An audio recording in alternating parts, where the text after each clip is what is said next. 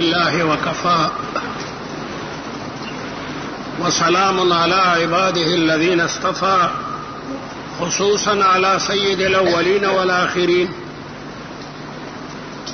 رسول السلام ونبي الرحمة وإمام الهدى محمد المصطفى والمجتبى وعلى آله وأصحابه شموس الفضل وأعلام الهدى. أما بعد فأعوذ بالله من الشيطان الرجيم. بسم الله الرحمن الرحيم. قل هو الله أحد الله الصمد لم يلد ولم يولد ولم يكن له كفوا أحد. تانو محترم اوریدونکو د هر قسم اسلامی کیسټو د پاره زمونږ د دکان پته یاد لرئ. یادگار کیسټ هاوس، ناګومان روډ، شبقدر بازار، د بختروان دکان. قرآن پاک دا اللہ تعالیٰ پا آسمانی کتابونو کی آخرنے کتاب دے او دا سید الاولین والآخرین تاجدار مدینہ حضرت محمد مصطفیٰ صلی اللہ علیہ وسلم پا معجزوں کی لوی معجزہ دا. معجزہ اللہ تعالیٰ دا پیغمبر پا مبارک اللہ سو دې دپاره څرګندوي چې خلکو ته پته ولګي چې دا پیغمبر د نبوت په دعوه کې رښتونه دی. معجزه د پیغمبر دلیلی د رسول الله د معجزو شمار علماو کړی دی. چا د رسول الله مبارک 1200 معجزې شمارلې دي، چا 2000 تر 400 پورې علماو د رسول الله معجزې لیکلي دي او مستقل په لسو او شلو جلدونو کې د رسول الله د معجزو باره کې کتابونه لیکلي شوي دي. لیکن تمام علماء متقدمین او متأخرین، مفسرین او محدثین په دې باندې متفق دي چې د رسول الله په ټولو معجزو کې لویه معجزه دا قرآن مجید دی. دا به تر قیامت پوری پروی زمین باندې دغسې موجود وي او د دنیا تمام طاقتونه که جمع شي انس و جن د دې کتاب یو زور به زیر نه کړي او د زیر نه به زور جوړ نه کړي او نه به د شد نه مد جوړ کړي. او دا مونږ وکته چې قرآن مجید سره د دومره د اسلام د دشمنانو باوجود مقصی زنده و تابنده ده او کافران د دې اعتراف کوي. عیسایان دي که یهود دي که هندوان او سکان دي د دې اعتراف کوي چې د دې آسمان نه لاندې او په کره ارضي باندې که یو آسمانی کتاب په اصلي صورت کې موجود دی نو هغه دا قرآن مجید دی. دهلی کې یو ځل مختلفو پارټو اجتماع و ګاندھی او نهرو او دالولی خلق موجودو. آغاز داغی مولانا ابوالکلام آزادو کو یو قاری ته وی چې ته د قرآن پاک د یو سو آیاتونو تلاوتو کا. هندوان غصہ شو چې مولانا آپ نے ظلم کر دی اور نورم هغه نہیں تمہاری بھی باری آ جائے گی.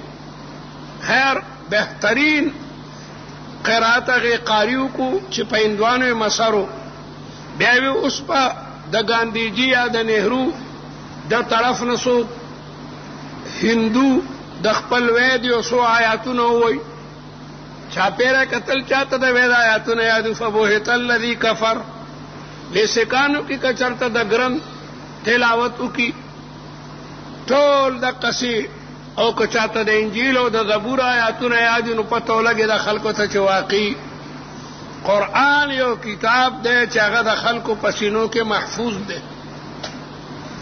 جاء النبیون بالآیات فانصرمت وجئتنا بکتاب غیر منصرم. د نورو پیغمبرانو سره د هغه معجزې ملاړې. هغه تورات چې په حضرت موسی علیه السلام په کوه تور نازلو یهودو سره نشته. هغه انجیل چې په حضرت عیسی علیه السلام نازلو آغا د عیسایانو سره نشته، نه زبور او نه آسمانی صحیفه. یو قرآن پاک ته چې ننم په دنیا کې وای د 90 لاکھ نه زیات حافظان موجود دي د قرآن، بلکې کروڑ ته رسیده دي حافظان. او دې زمانه کې خو پورا هغه نور اعجاز هم څرګند شو. طاقتونه حکومتونه دا کوشش کوي چې دا مدرسې کمی کې او دبادب لګیا دی مدرسې زیاتیږي. هر جماعت کې که اسم نه د طالبانو د حفظ مدرسه خوشته کنه لګیا دی جوړیږي. نو قرآن مجید د رسول الله په معجزو کې لویه معجزه ده. معجزه دې ته وایي چې تمامه دنیا جمع شي د هغې نظیر نشي راړی. نور دی کائنات را جمع که داسې بل نور دی جوړ کی، دغه رنګ سپوږمۍ دی جوړه کی. رسول الله مبارک یو ځل ناستو نو ابو جهل د بار نه واړه کاڼي لاسو کې نیولو چې نن ډېره لویه کارنامه کوم. رسول الله مبارک ته موټی داسې کو وایه که پیغمبري دي کې څه دي؟ رسول الله مبارک وی دا خو معمولی خبره ده، ستا په لاسو کې چې کوم شی دی کاغه ده ما پیغمبري مني بیا بسی. نو کاڼو مګه معلومي اشهد ان لا اله الا الله واشهد ان محمدا عبده ورسوله. ابو جهل ویریدو چې دا ما سوچت کړي خصات خورنګ زیړو، خو چې بیا وینه پکې رااله ریاره ډېر لوی جادوګري په کاڼو دیم جادو چلیږي. پکار دا و ایمان راړلی وی. کافران رسول الله مبارک ته وایي کته پیغمبري سپوږمۍ ته اشاره وکړو دوه ځایه کا. رسول الله مګه مال اشاره کوي یو ټوټه ښکته راله او بله بره لاړه لکه د بخاري او د احادیثو کتابونو کې راځي او دا تمام عالم توره تیاره شوه. بیا رسول الله مبارک اشاره کوي د سپوږمۍ دواړه ټوټې یو ځای کېږي. بیا کافران رسول الله مبارک ته وایي چې جادو خو دې په اسمانونو په نورو سپوږمۍ خوی بدره بهانه بسیار. طالبان وایي خوی بدره بهانه بسیار. یو طالب اسی دکان تو تو سودا مودانا لی الکه دا کپڑا راوالا یاره د دې ګل نه ری ا دکاندار غریبی کی دي دا یاره د دې زمکه کمزوري ده 300 تانه ورته د باندې معنی کوي دا داسې زیره بیا بچرته شو کوي کپڑے در سر رالی علی نه خوندلی دې ته وای خوې بدرا بهانا بسیار. نو په هر مرحله کافرانو بر رسول الله مبارک ته دغه تانه ورکا. حالانکه د مالی بار بادشاہ په دې موجوده باندې مسلمان شوی د تاریخ فرشتہ. علماء ته د دې تاریخ قتل ډیر مفید دی، بهترین تاریخ دی. تاریخ فرشتہ غلی کی چې د رسول الله په زمانه کې چې کوم د مالی بار بادشاہو په دې موجوده مسلمان شوی دی. دې قتل چې د سپوږمۍ دوه ټوټې شوې او دواړه غایب شوې او دا عالم توره تیاره شوه. بیا لږ ساعت پس هغه دواړه ټوټې را یو ځای شوې او بیا رڼا شوه. نو مالی بار ته به چې د مختلفو ملکونو نه تجارتي قافلې راتلې نو د ترجمان په ذریعه به د هغې نه تپوس کولو چې ستاسو وطن کې څه نوی کار شوی دی. خلکو یې نه ده شوی. قدرتي د عربو یو تجارتي قافله تللې وه، ترجمان په ذریعه د هغې نه تپوس شو. قافلې وی او زموږ وطن کې یو سړی دی د هغه نوم محمد دی صلی الله علیه وسلم. هغه د نبوت دعوه کړې ده. خلکو د هغه نه د دلیل تپوس وکړو که ته پیغمبر یې دا سپوږمۍ دوه ځایه که. هغه سپوږمۍ ته اشاره وکړه او سپوږمۍ دوه ټوټې شوه. د مالی بار بادشاه وی چې اشهد ان لا اله الا الله واشهد ان محمدا عبده ورسوله. دا معجزه ما په خپله کتلې ده، د په ایمان راړم. ډېرې قافلې په دې معجزې باندې مسلمانې شوي وي. نو معجزه هغې ته وایي چې هغه د پیغمبر په صداقت باندې دلیل وي او دنیا که جمع شي د هغې نظیر نشي راړی. د بدر جنگ شو د بدر او 80 تنه غټ غټ کافران د مسلمانانو د لاسه نه قتل شوي او 80 تنه قیدیان کل نو مدینه منورې ته بوتلل. حالانکه مسلمانان 314 او کافران زر تنه. د مسلمانانو سره اته توري وي او د کافرانو سره زر توري وي. مسلمانانو سره شپږ زغري وي. زغره د اوسپونو د کړو هغه قمیصي چې د توري گزار بیا په سړی باندې اثر نه کوي. او یو څو اسونه ورسره وو، لیکن الله تعالی دغه 314 د رسول الله مبارک ملګرو ته پاغي باندې کامیابی ورکړه. کافران چې واپس لاړل، شکست خورده، زخمیان، غمزده، نو د مکې مکرمې نه بهر کېناستل، هلکه خبردار په مړو به جړا نه کوئ، تمامه دنیا به را سره خاندي چې درته نه تلیو او واپس ما سوا د جړا نه نور ځان سره راغلل، جړا بنده ده. د بعضې کسانو دو دامن مړو، د چا درې، جړا بالکل بنده وه. یوه ښځې د مکې مکرمې په کوڅو کې جړل او روانه وه، نو یو سړي خپل غلام یا وینځې ته وایي چې ورشه دا جړا د څه ده؟ که د مکې خلکو د بدر په مړو یا په قیدیانو د جړا اجازت ورکړی چې زم لکړه سپک کم، چې بارو ته تپوس کولې ولې جاړې؟ نو هغه زنانه وه، د هغې اوښان رکو، هغه وراله خپل مولا ته ووایي چې اوښانې روک دي، هغې پسې جاړي. بس د هغه غم راولړدېدو، جړا یې په چغو شروع کو، وی اتبکي انت دل لها بعیرو، دا ښځه ځکه جاړي چې اوښانې روک دي او زما د زمرو په شان 3 زامن د بندر په بندر د بدر په بندر کوی کې پراته دي، نه جاړم. نو مکه کې جړا شروع شو. صفوان د مکې یو لوی سردار دی، د پلارم د بدر په جنگ کې مردار شوی دی، امیه. یو دل یو کافر چې هغه ډیر پهلوان او بدماشو، عمیر، داغه نوم دی عمیر ابن وهب.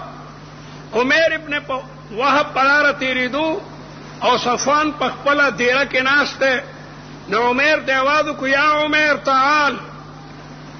عمیر راغی، بې ظالمه ته دغسې ګرځې، زما په زړه کې خو د اور لمبې دي، زما وینه سوځي، زه به د خپل پلار امیه بدل کله الم، د ترونو بدلونه به کله الو، هغه ځوانان چې د بندر په کوی کې پراته دي د هغې بدل به کله الو. نو عمیر ورته ووایي قسم په خدای زما هم دغه حال دی، زما هم دغه حال دی، زما زوی په قیدیانو کې هم تللی دی، لیکن څوک هم واړه واړه بچي مې دي او د خلکو را باندې بلا قرضې دي، کني قسم په خدای ډه مې غواړي چې یو توره والم او لوار ته یم چې د زهر اوبه ورته ورکو، د رسول الله مبارک نوم یې واغېشتو چې ورشم او د ده سر قلم کم، خو که لاړم او هغه مړ کم نو خلک به د قرضونو نه تنګ و، نو ځان یې مرګ ته ورکو او دا واړه واړه بچي به مې څه کوي. صفوان خو لوی نواب وې، څومره قرضه ده در باندې، دا تمامه قرضه والا نن ادا کا، او ستا د بچو نسو کړ وسو زه د مدارم یو سره د دنیا نعمتونه ورته او سبا راشه لوار ته سم چې تورم ستا د خواهش مطابق تیار کی، پیسې ورکه هغه قرضې ادا کی، بچو ته بلانان او نفقه ولېږله، اعلی اسی ورته ورکو، او دا دوه په دوه دي. صفوان سره چې عمیر خبرې کوي، دریم تن ورسره نشته، او بیا تر تنعیم پورې ورسره راغی. مدینه منورې ته چې سړی د مکې مکرمې نه راځي، نو تنعیم 5 کیلومیټره د خانه کعبې نه به جانب مدینه یو ځای دی، دې ته اوس مسجد عایشه هم وایي او مسجد التنعیم هم ورته وایي. نو هغه ته په لاره باقاعده ډاډګیرنه ورکوي چې یارېږه ما ژوندی به راځې او دا به کوې، بیا به ته ته ما داسې به نور امداد به در سره وکړم. لیکن هلکه عمیره یو خبره ده، د بدر جنگ خو ایله شوی دی، نو هلته به ته بانه څه کې، د څه بانه به کې چې مسلمانان دې وویني؟ وی غم مه کوه، ما سره ډېره ښه بانه ده. څه؟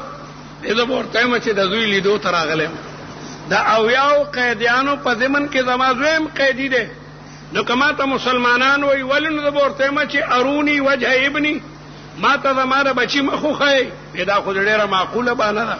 خیر رخصت کو، او عمیر په ځنګل کې چې کوم ځای دمه کوي او که چېرته ځنګلي حیوان هم ورته مخې ته راشي، نو توره ګوري چې څنګه ده، نو هغه 2 ځایه کې دومره ظالمه توره ورسره ده.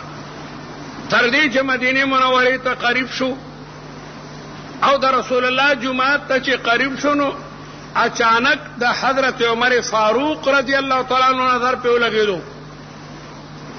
صحابو ته وی عمر ابن وهب شیطان الجاهلیه یقدم.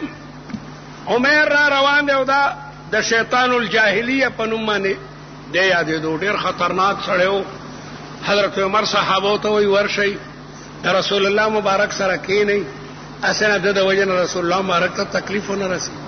او بیا نیدو راغی نو د ګریوان نه ونیولو بمجامع صوبی. ورته وی ماذا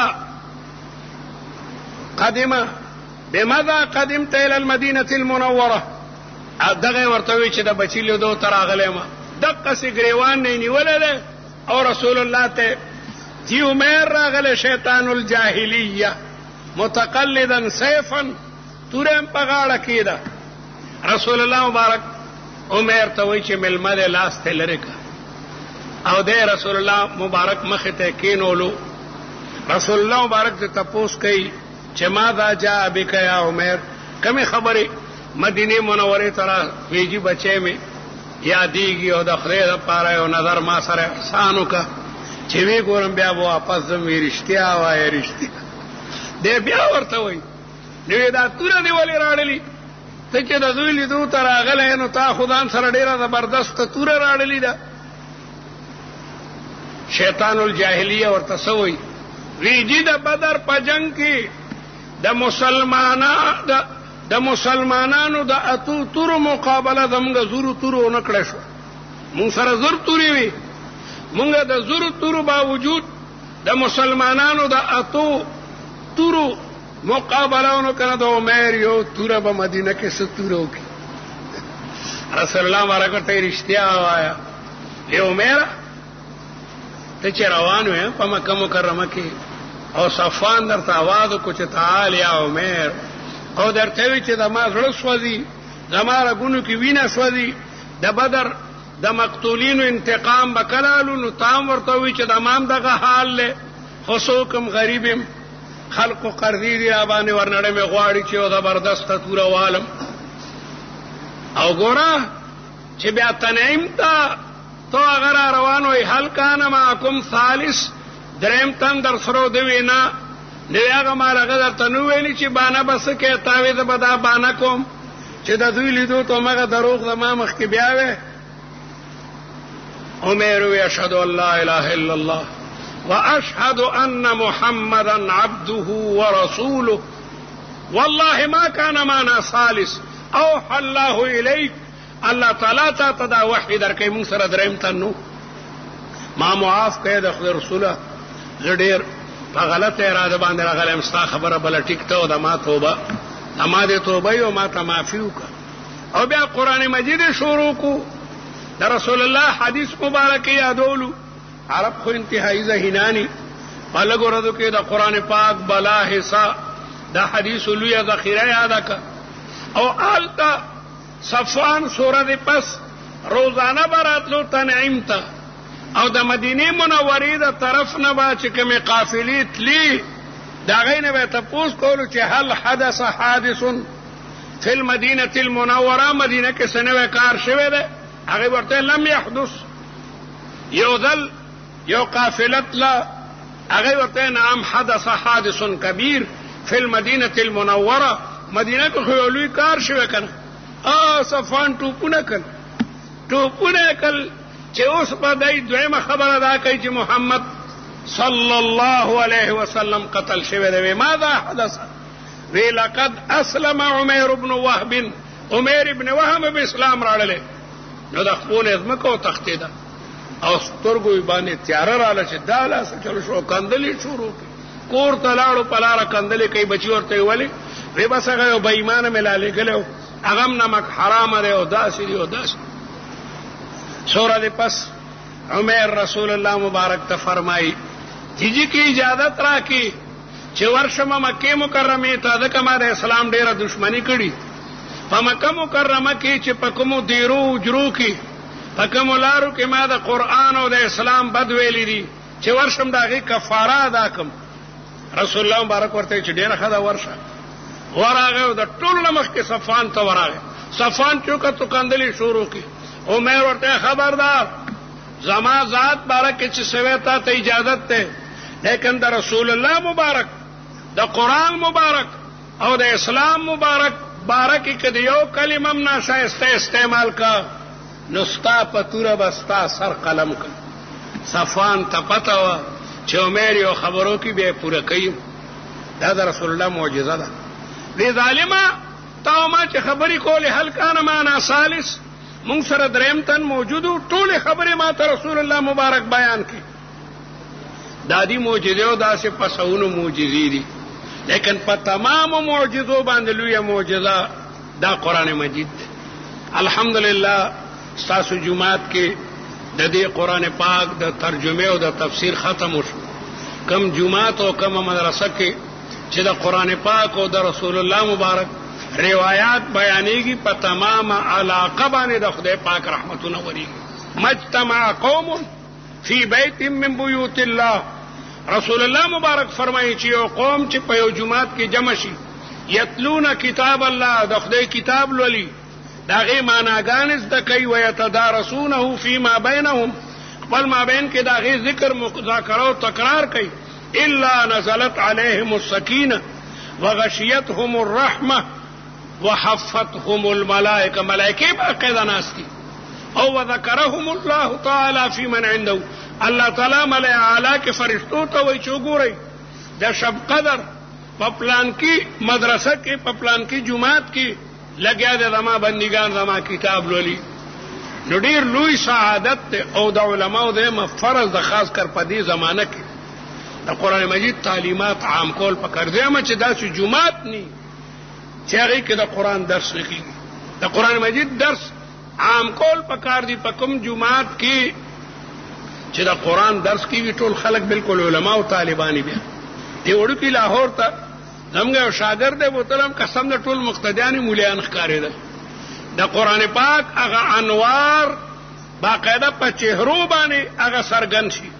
یو سړی کم از کم رب العالمین جل جلاله وپېژني. کاش دې حکومتونو ته پته وي چې د قرآن د وجې نه امن په ملک کې خورېږي. نو قسم په خدای دی به په کالجونو کې، دی به په سکولونو کې، دی به په تاڼو کې، دی به په هر ځای کې د قرآن مجید درس لازمي کړو. تاڼېدار څه دپاره ایسی او ډي سي څه دپاره چې په علاقه کې امن راولي.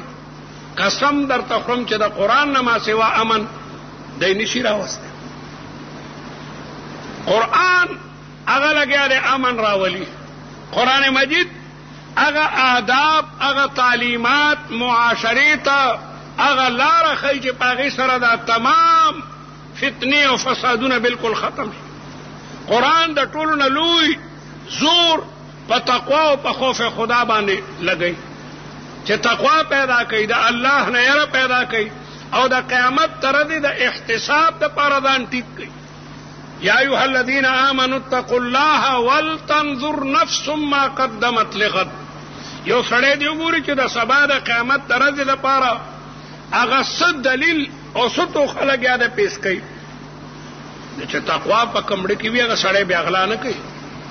قسم دی که خزانه ور سره پرته وي او څوک ني خزانې ته غاړو ګوري نه چې الله تعالی به مانه تپوس کوي چې غلا دې ولې کړي، الله تعالی به مانه تپوس کوي چې دروغ دې ولې ویلو، الله تعالی به مانه تپوس کوي چې حرص دې ولې کړو، الله تعالی به مانه تپوس کوي چې حسد دې ولې کولو. دا قتل او قتال او ډاکې دا ټول لدی دنیا د وجه نه کېږي. دنیا خلکو دنیا دومره محبوبه کړې ده، دومره محبوبه کړې ده چې هغې دپاره که ایمان ته لاړ شي لاړ دي چې خو څو پیسې وګټم. نن سبا د رسول الله مبارک هغه زمانه کې یو فرمان کوي.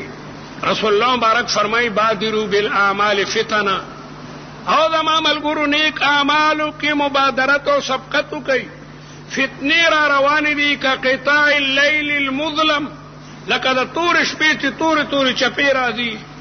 یصبح الرجل مؤمنا ویمسی کافرا، سحر نه به یو سړی مؤمني ماښام کې به کافر شوی، ویمسی مؤمنا ویصبح کافرا یبیع دینه بعرض من الدنیا.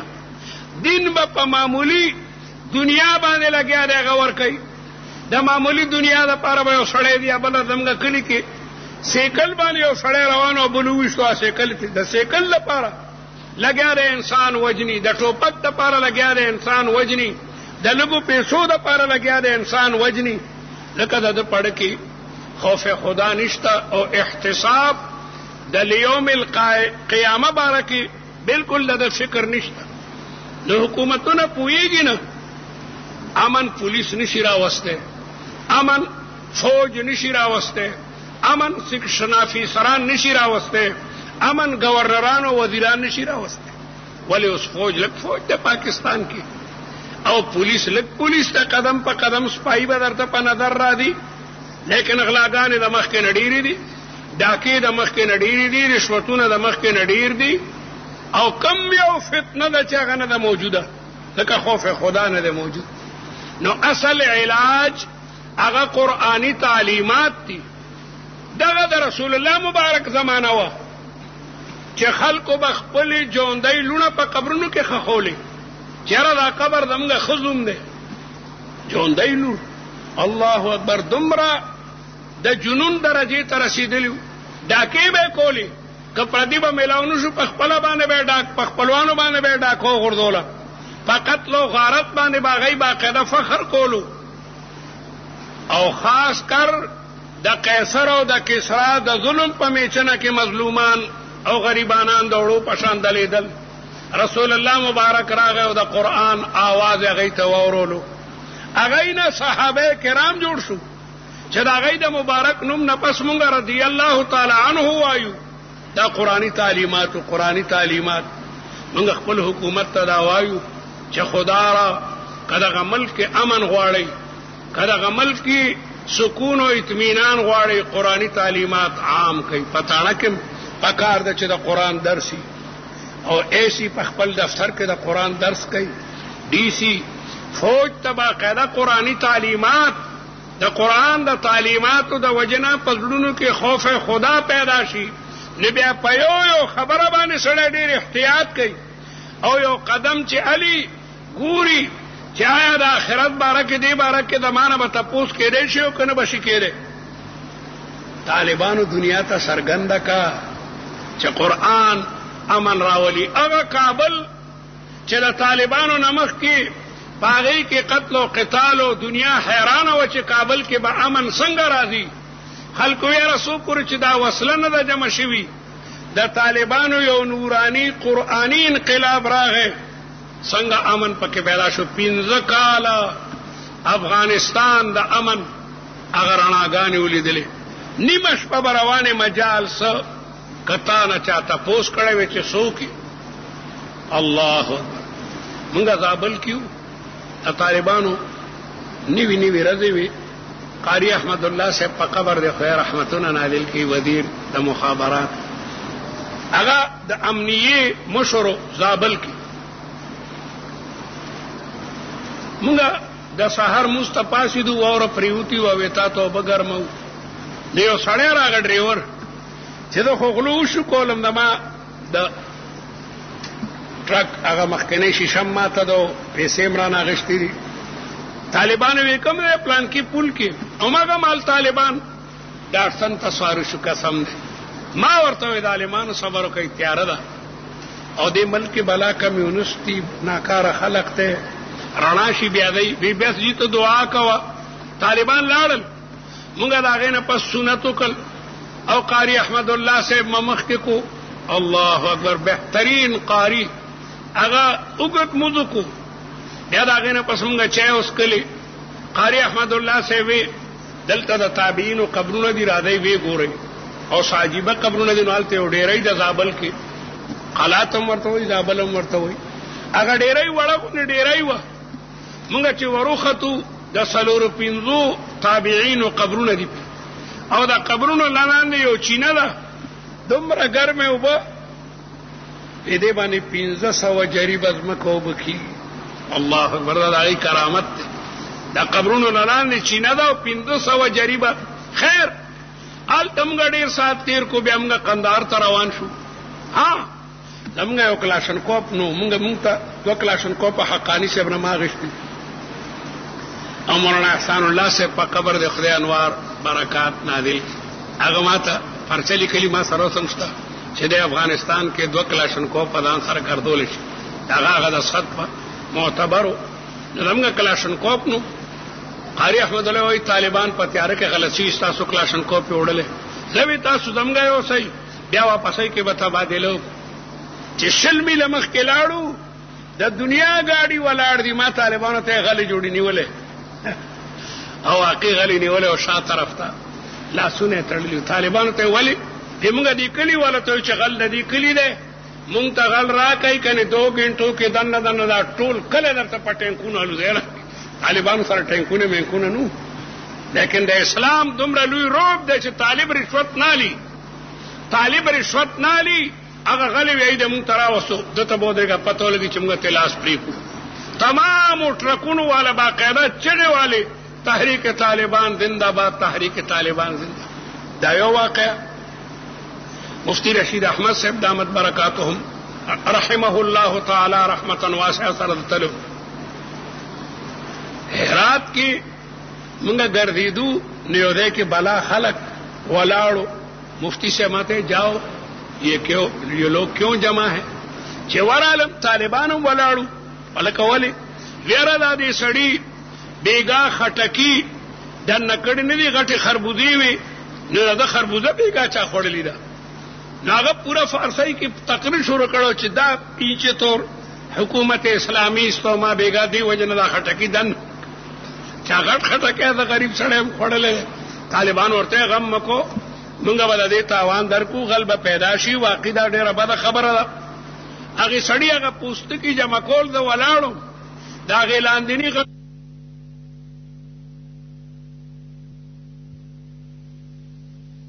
او گاڑے مدقه سے تشپره جمعات کې مو نماز پخین موضوع کو خلکو چای ما امراړي نیمه ګنټه پورو لګی دا جمعات لري او کافی چرالو گاڑے الانا کما کان ما تصد ابراهیم مولانا قدر تداو ما چې زمګه دی گاڑی ته بچا په بد نظر نی کتل نو مبالغه نی دا به مبالغه نی په دې لار کې څوک پیاده تله ده او که په گاڑی کې تله ده طالب دی گاڑی ته به کتلم نی خلک یریږي جوړ چې طالب پټناستو دمغه امتحان علی چایا دای دی وسلې تلاش لګایو کنه ماوي واقع د اسلام برکات په مې کدا دمغه کوړی کې ولاړوي او پکې د شو لخت وې د توتانو یو ویره دا خو خاله دینه د ما کوتک جوړیږي چا ویره دا خو د بیلچې خلاص کړي چا نوګاړې به دغه څه تشکړو او بلکې گاډه به بوتلو دا درته په والله بالله باندې مدد طالبان لاړو اوس هغه حال وګوره د صدر انجام دی صدر کړی یو دا ځان نشي ساتل احسان دا قرآن برکتو چې طالب سره پولیس نو طالب سره فوج نو طالب سره سیکشن افیسران نو لیکن قرآن پاغه ملک بالکل امن راوست بهر حال قرآن پکار د چدمغه حکومت زه په دې باندې پیدارو کې نشر کی ترجمه وای او روډونه او هر دنه بهر حال علماء د ادري صورتونه پریخي دي مختصر د دې ترجمه چونکه دا درې واړه صورتونه اهم دي نو الله تعالی ذکر د قران پاک خاتمه په دغه درې صورتونو کوي رسول الله مبارک په چود کېدو نو دا درې واړه صورتونه به وي اعوذ بالله وبسم الله به وي بیا به قل الله احد سورۃ وي بیا به بسم الله وي بیا به قل اعوذ برب الفلق بیا بسم الله وقل اعوذ برب الناس فقل مبارک الله سبحانه به شوف او بیا د الله په کم دې تر رسیدو تر دې چې رسول الله مبارک نا جوړ شنو بیا به بیبي الصدیقه بنت الصدیق حضرت عائشہ رضی الله تعالی عنها دا سورتونه وینو د رسول الله په لاس به چوف کولو د رسول الله لاس مبارک به اوچت تاسو هم چود کیږي دا درې واړه سورتونه وایو په دواړو لاسو چوف کوي نو تمام ظاهری باطینی دشمنانو نو بیمارونو به الله تعالی تاسو محفوظ ساتي زما خوګه پیغمبر او آیا چې الله تعالی یو دی الله الصمد الله تعالی صمد دی کائنات هغه ته محتاج یو هغه د چاته نه محتاج الذي يسمد اليه كل شيء وهو لا يسمد الى احد لم يلد ندى الله تعالی نسوک پیدا دی ولم یولد او نه د چانه پیدا کړي شوی دی هغه منزه ده توالد او تناسلنا ولم يكن له كفوا دا الله تعالی سره څوک سیال نشته. بسم الله الرحمن الرحیم قل اویا زما خوږه پیغمبره اعوذ د پناه حاصلم برب الفلق پاغ رب د سیری کولو کم پروردگار چې دانه سیری کې دا غینه تیغ رو باسي دارنګ د میوي او ډوکه د شمتالو یا خرمانی اغوشله او دا غینه تیغ روزي د شپې سینه اوشله او دا غینه د سبا رڼا روزي دغه رنګ دا مړی به او دل قبرونه اوشليږي او دایبه د قبرونو نه دغه سروزي اذا زلزلت الارض زلزالها واخرجت الارض اثقالها تمام هغه سيزونو کې چې هغه کې د سیریوالي ماده ده هغه رب الفلق ده او پناه غواړو من شر ما خلق د شر دغه تمام سيزونو نه چې الله تعالی پیدا کړی دي فارسیس کې جانب ته خیر او جانب د شری د ټولو ناکاره شر د ابلیس ته ناکاره شر د نفس اماری بالسوء ده ناکاره شرونه د حیواناتو موذیو دي د دې تمامونه موږ پناه غواړو ومن شر غاسق او د شر د تورو تیرونه اذا وقب کله چې دا تیارو خورشي قلار شوم شي نو دا بیا د شرونو وخت غل د غلا د پاروزي د دشمن د قتل د پاروزي زمری او ماران او لمانان د شر او فساد د پاره خوارش ومن شر النفاسات او د شر د چوسکونکو خودونه په غوټو کې جادوګری خزي جادو کوي او باقاعده غوټي ور کوي جادو یو ډیر ناکاره علم ده داغه په ذریعہ د خزي او د خاون درونو مابین کې د دوستانو په مابین کې خلک جدائی راولي څنګه ملګرو مدینه منوره کې د ممندو باباو قسم خورو چې ودل د شپې وته هم ټوپک را سره مقبره سره او کمرو په کمر کې او غارو نه غینه رڼا ای ورالم دی خزي ظالمي مړ راځته مړ نه مړ او داغه په خېټه وړاغل ظالمي دا سکه جاداوي جادو کوم پورا لولوی نخري کوي د جادو دا ټول حرام دي او خاص کر يفرقون به بين المرء وزوجه رسول الله مبارک باندې لبید ابن عاصم او داغه خذو لونو په شریکه باندې جادو کړو د رسول الله مبارک سوي اختپا منګز تو سړې چې سر منګزای نو منګز کې سوي اختپاتې هغه اغشتیو او بیا هغه ته غوټي ور کړی وی اولس او بیا د کجوري وګو باغی کې ایخیو او بیا دی اروان مدینه منوره کې یو کوی ده هغه کې لاندې غټ کانو هغه لاندې رسول الله مبارک ته ډېر تکلیف مبارک طبیعت په همیشه دروندو کله نا کله یو کار به نو کړي ویره دا جوړه ما کړي ده رسول الله مبارک بین النوم والیقظه پر کاله ده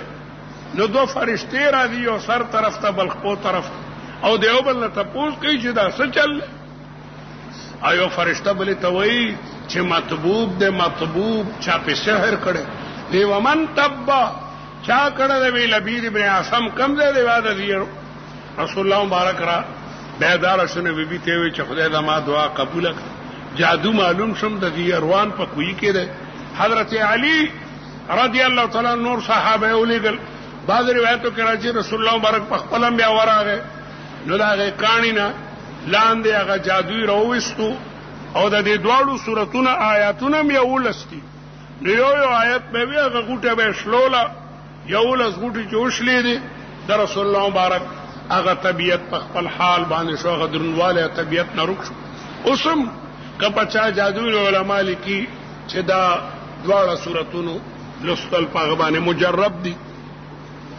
ومن شر حاسد او د شر د حاسد چې کله حسد کوي حسد په بیمارو کې ډېر ناکاره بیماری ده خدای دې تا او ما ټول وسات حسد دی ته وای چې او طالب بل طالب ولیدو چې داغه زبردست حافظه ده په امتحان کې اول نمبر ده او دی وای خدای دنه د حافظه والی دا ناجایز دي یو غبطه ده خدای دې طالب ته څنګه حافظه ورکړي دا سه ما تم راکې یا یو سړی سخی دی او ته ویل چې خدای دا د سخا صفت دنه لري کی دا مکوا هغه باندې خو الله تعالی انعام او اکرام کړي ته دا غسر الله سمینه کوا چې لکه دا سړی خو ډیر خدای د خدای خوخته شجاعت ورته ورکړې، سخاوت ورته ورکړې، دهانت ورته ورکړې. نو د شر د حاسد نه چې کله حسد کوي، علماء لیکړو باندې حسد چې په اسمانونو کې شوی دغه د ابلیس دی. آدم علیه السلام کمالات جو قتل نو حسد شروع کو، او پزمکړو باندې حسد قابیل کړه د خپل رور سره، چیرې زماده د رور د قرباني ولی قبول شو، او د حسد بیماری پکې دومره زیات شو چې حابیل قتل. نو د شر د حاسد نه کله حسد کوي. شروع کو په نام د الله الرحمن الرحیم. قل یا اعوذ، موږ پناه حاصلو پر رب د خلقو، ملک الناس چې بادشاہ د خلقو دی، الہ الناس چې معبود د خلقو دی، د شر دا غډيري وسوسې اچون کینه. وسواس د فعلال په وزن باندې، د فعلال وزن په عربی کې د مبالغې د پر راځي. الخناس چې پټیدون کړي، روایتو کې راځي الشیطان جاثم علی قلب ابن آدم، شیطان د بنی آدم پړ باندې خړتم داسې لګولې. فاذا ذکر الله خنس، کله چې د الله ذکر کی الله او تخت الله الله الله، کله کله سړی ته الله تعالی ذکر پکار دی. د ذکر ډیر برکات دي. زمیداری ایوی کې جانګای د لاسو کې نیولې ده، نو ذکرم ور سره کو کنه. لا اله الا الله، لا اله الا الله، سبحان الله وایا، لا حول ولا قوة الا بالله. ذکر کو نو استاد قلب نه بد شیطان هغه ټولي وسوسې چې کوم نه نوزي. ملازمه په کرسۍ ناشته نه په ذکر خو خرچه نه را دي. د ذکر د وجنا د زړه هغه تمام خدشات لری شي او پرګونو کې د ایمان رڼا راشي. که اوازې نو په زور ذکر کو، څوکم نشته د شپې پاسې د تهجد ته په زور په تهجد کې تلاوت کو. ځکه د ریا شایبه نشته، اوازې خوند کوي چې په زور وي، او چې نه خلک نو بیا پټ تلاوت کوه. حافظ الپوری وی جیم جلی ذکر سے عقل لے، دا دړنه باقاعده دنګ لر کوي، لیکن خفي ذکر تر افضل لے چې کوم د خلک موجود او د خلکو مندونو کې فرق را دي. نو شیطان جاسم علی قلب ابن آدم، فاذا ذکر الله خنس. د شر د ډېری وسوسې اچون کینه الخناس چې پټیدون کې او رستو کېدون کې ده. الذي يوسوس چې وسوسې چې فی صدور الناس، پسینو د خلقو کې، من الجنه والناس کې دو تقدیر دي. یا دا من الجنه والناس د الخناس بیان کا. دا شیطان چې خناس ته، دا د پیریانو نوم دی او د بنی آدمو نوم دی. بنی آدمو کې شیطانان شته دي. یو ځوان شیطان دی او بل ملګری ته مړه راځه چې نن در باندې فلم وکم، زبردست فلم راغله پیښور کې. هغه مړه ګناه ده، ستا ګناه مړه زما په غاړه. دا غټ شیطان دی، ابلیس دی. مړه دا چرس خو یو نشراکا وګوره د خاپرو نشه ده، دا ابلیس ته لګیا د خپل ملګری خرابوي. وکذالک جعلنا عدو څنګه شیاطین الانس والجن. نو شیطانان انس او جن دواړو کې دي. یادا چې دا د الناس نه بدل لې، یوسوس فی صدور الناس، د خلکو پسینو کې وسوسې غوردي. او دا خلک څوک دي؟ مسلمانان دي او که پیریان مسلمانان دي. د مسلمانانو پړونو کې لګیا دي. نو دا من الجنه د دې دویم الناس نه بدل لې. وعلى كل حال مخکنی صورت کې د خدای یو صفت ذکرو، قل اعوذ برب الفلق، د خدای یو صفت. او شرونه سلور دي. من شر ما خلق یو، من شر غاسق دوا، ومن شر النفاثات دري، او من شر حاسد. او دې دویم کې د خدای درې صفاتونه ذکر شو، برب الناس، ملک الناس، الہ الناس. مستعاذ به درې دي او مستعاذ منه یو شر دی. علما لیکي چې مخکنی صورت کې د ظاهري دشمن نه د بچ کېدو علاج دی. ظاهري دشمن نه بچ کېدل آساني.